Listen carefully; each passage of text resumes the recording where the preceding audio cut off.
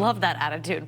Well, and there can be a lot of peer pressure when it comes to these New Year's resolutions. It's, of course, a popular time to make one, and often they have to do with health, weight loss, getting to the gym, things like that. But licensed mental health counselor Shantala Boss says one of the reasons that resolutions most of the time fail is because starting a goal with any negative connotation is setting yourself up for failure.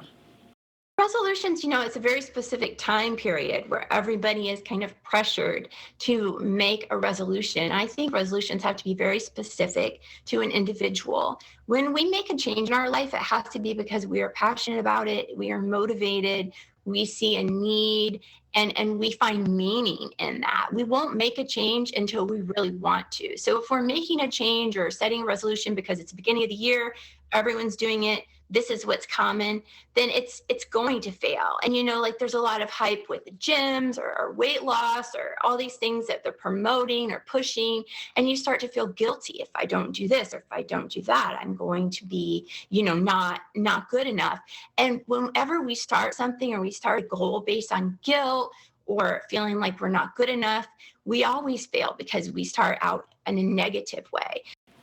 So Shantala says rather than start a change in your life just because other people are doing it, wait until you're ready to begin in a positive way. People need to really decide what it is in their life they want to change. Like I said before, just because other people are doing it doesn't mean that's something that you specifically want. So it has to be something that you really want, and there has to be a reason behind it. Because if we don't have a why, we won't do it.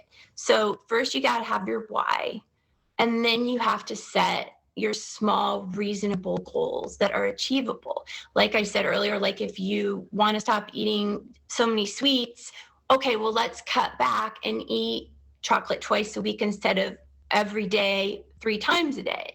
So setting very specific goals that are achievable and having a why behind it. Also having accountability, like you said earlier, because I think that's the whole reason for New Year's resolutions is that we have somebody that can kind of have our back and we can report back to. So if you have someone who has the same goals in mind, it's really great to have some accountability. And don't discount that we're still in a pandemic. And if you're setting a goal, Shantala says maybe a mental health goal is a good idea. Any other accomplishments you want to make over the next year will definitely benefit from a better mindset. I think everyone should always be setting mental health goals.